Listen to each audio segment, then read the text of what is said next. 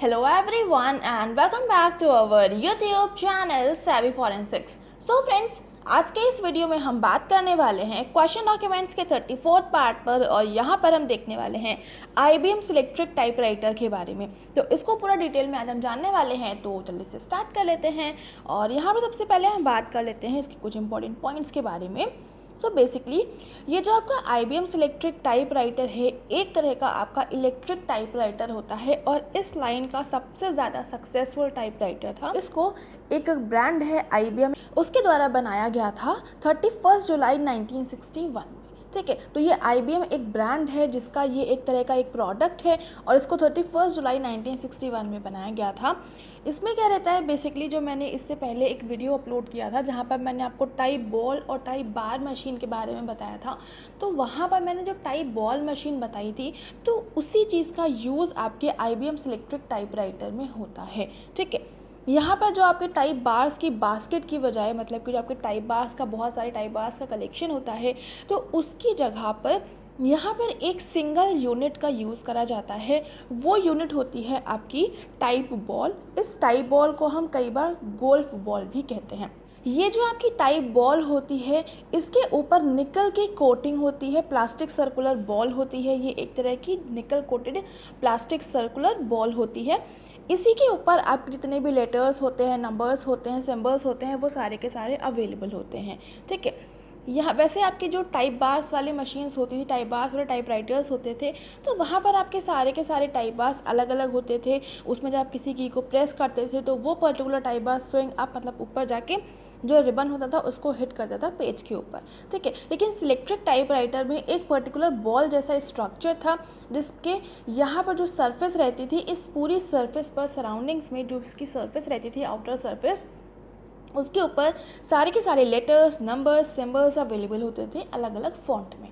ठीक है, मतलब एक टाइप बॉल जो आपकी होगी उस पर आप एक तरह के उस पर डिज़ाइन, एक तरह का फॉन्ट उस पर अवेलेबल होगा और इस तरह से अलग अलग काफ़ी सारी बॉल्स आती थी और ये एक तरह की रिमूवेबल बॉल होती है। इसको आप उसमें आराम से रिमूव कर लेते थे। ठीक है, और बाकी जब मैंने टाइप बॉल आपको बताया था, टाइप बॉल मशीन जो रहती है, तो उसमें मैंने आपको ये भी चीज़ बताई थी कि जो आपकी टाइप बॉल मशीन वाले टाइपराइटर्स होते हैं, तो उसमें मान लीजिए ये आपका टाइपराइटर है और यहाँ पर आपकी सारी की सारी कीज़ अवेलेबल हैं और ये आपका कैरेज है यहाँ पर। ठीक है, कैरेज का मतलब क्या है कि जिसके ऊपर आपका पेज को आपको फिक्स करना होता था। तो टाइप बार वाले में ये आपका कैरेज में मूवमेंट होता था इस तरह से। ठीक है, लेकिन जो आपके टाइप बॉल मशीन्स हैं, तो टाइप बॉल मशीन्स में क्या है, यहाँ पर इस जगह पर आपकी जो बॉल को फिक्स करने की पोजीशन होती है वो होती है। अब यहाँ पर ये जो आपकी बॉल रहती है इसी में मूवमेंट होता है पूरे पेज के ऊपर, मतलब यहाँ से लेकर के यहाँ तक और यहाँ से लेकर के यहाँ तक पूरे पेज पर आपकी ये जो बॉल रहती है इसी में मूवमेंट होता है। और इसी वजह से बाकी एक तो ये आपका जो कैरेज रहता है उसके अलॉन्ग भी रोटेट करती है और उसके अलावा जो इसकी खुद की पेरीफ्री होती है उसके अलॉन्ग में ये रोटेट करती है। पेरीफ्री का मतलब है कि जिस जगह पर ये अवेलेबल है उसके आसपास घूमती है, क्योंकि जो भी आप की दबाओगे तो उसके अकॉर्डिंगली इसको रोटेट करना पड़ेगा। ठीक है, तो इस तरह से ये आपकी टाइप बॉल मशीन वर्क करती थी। आई होप इतनी चीज़ आपको समझ में आ गई होगी। बाकी यहाँ पर एक लास्ट पॉइंट यही लिखा हुआ है कि rotated and pivoted to the correct position before striking. ठीक है, मतलब जो भी आपने की को प्रेस किया है तो वो की आपकी जो लेटर है वो पेज पर प्रिंट होने से पहले के टाइम पर, मतलब इसके बीच की जो ड्यूरेशन रहती है, इस टाइम पर जो बॉल होती है वो रोटेट करती है और जिस भी पर्टिकुलर पॉइंट पर, जिस भी चीज़ पर वो पाइवट होती है, जिस पे हैंग होती है, वो उसी के अराउंड वो रोटेट करती है और जो भी की आपने प्रेस करी होती है वो अकॉर्डिंगली आपके पेपर पर जाके स्ट्राइक कर जाती है। बाकी इसकी फंक्शनिंग किस तरह से होती है उसके लिए मैंने सेपरेट वीडियो यूट्यूब पर नहीं, जो हमारा टेलीग्राम चैनल है और जो इंस्टा और फेसबुक पेज है वहाँ पर मैंने शेयर किया है, तो वहाँ पर आप देख लेंगे तो आपको क्लियर हो जाएगा कि जो IBM सिलेक्ट्रिक टाइपराइटर्स होते हैं तो वो किस तरह से वर्क करते हैं। ठीक है, उसके अलावा यहाँ पर कुछ और भी पॉइंट्स हैं। सो इसमें क्या है, the element could be easily changed so as to use different fonts in same document. जो आपके नॉर्मल टाइपराइटर्स थे, जो आपके टाइप बार मशीन वाले टाइपराइटर्स थे, तो वहाँ पर आप एक सिंगल ही तरह के फ़ॉन्ट को यूज़ कर सकते थे जिस भी फ़ॉन्ट में आपके जो टाइप बार के ऊपर लेटर्स होते हैं वो इम्प्रिंटेड होते थे। लेकिन यहाँ पर क्या है, जो आपकी टाइप बॉल मशीन होती है वो क्योंकि रिमूवेबल होती है, तो इस वजह से अलग अलग टाइप बॉल्स में आपकी अलग अलग फ़ॉन्ट्स हम बनवा सकते हैं, और जब अलग अलग फ़ॉन्ट्स होंगे और वो बॉल को भी हम रिमूव कर सकते हैं टाइपराइटर से, तो उससे क्या होगा कि जो भी आप डॉक्यूमेंट उस टाइम पर लगा हुआ है, तो उसी डॉक्यूमेंट पर आप एक से ज़्यादा फ़ॉन्ट को एक ही डॉक्यूमेंट में यूज़ कर सकते हैं।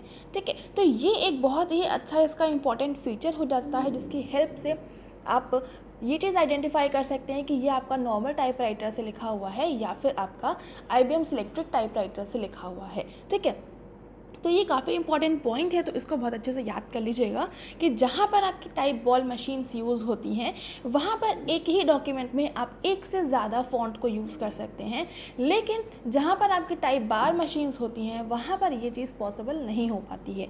ठीक है, उसके अलावा Selectric also replaced the traditional typewriters horizontally moving carriage with a roller platen that turn to advance the paper but didn't move horizontally while the type ball and ribbon mechanism did। वही चीज़ है कि जो आपका typewriters आते थे पुराने time के, जहाँ पर आपके टाइप बार का यूज़ होता था, तो वहाँ पर जो कैरेज होता था रोलर के साथ में मूव करता था, मतलब जो प्लेटन होता था उसका और जो कैरेज होता था वो दोनों मूव करते थे। लेकिन यहाँ पर जो आपकी टाइप बॉल वाला आ गया, तो टाइप बॉल मशीन्स में आपकी कैरेज का रोटेशन रुक गया था। कैरेज की बजाय जो बॉल होती थी वही पूरे में आपका रोटेट करती थी। ठीक है, उसी में पूरा आपका मूवमेंट होता था। यही चीज़ आपके लिखी हुई मैंने आपको बता भी दिया था। ठीक है, अभी हम आगे मूव करते हैं और यहाँ पर इसका जो लास्ट पॉइंट है और जो सबसे इंपॉर्टेंट पॉइंट है उसके बारे में बात कर लेते हैं।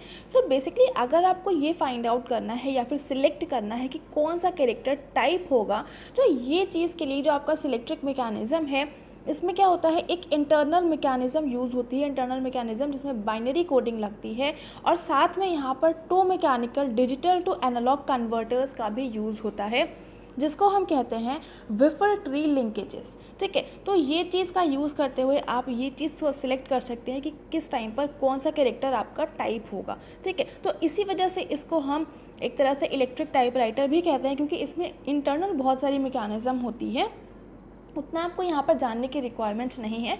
इस वजह से मैं यहाँ पर आपको नहीं बता रही हूँ कि बेसिक सी चीज़ें आपको पता होनी चाहिए, जो कि मैंने आपको बता दिया है।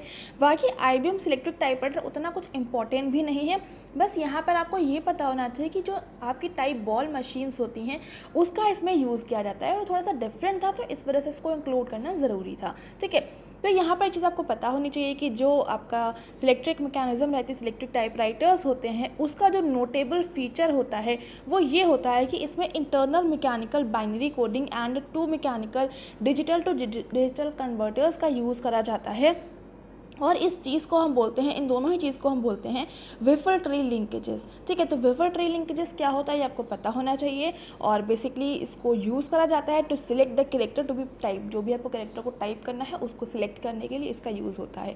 ठीक है, तो बेसिकली यहाँ पर जितने भी IBM सिलेक्ट्रिक टाइपराइटर के इंपॉर्टेंट पॉइंट्स थे वो मैंने यहाँ पर इंक्लूड कर दिया है। बाकी टाइप बॉल मशीन के बारे में और डिटेल में जानने के लिए जो हमारा प्रीवियस वीडियो था टाइप्स ऑफ टाइपराइटर का, वहाँ पर देख लीजिएगा, वहाँ पर मैंने इमेज की हेल्प से बहुत ही क्लियरली उसको समझाया हुआ था। ठीक है, सो ये वीडियो यहाँ पर एंड होता है, एंड आप हमें फॉलो कर सकते हैं हमारे Facebook page, Telegram channel and blogger पर।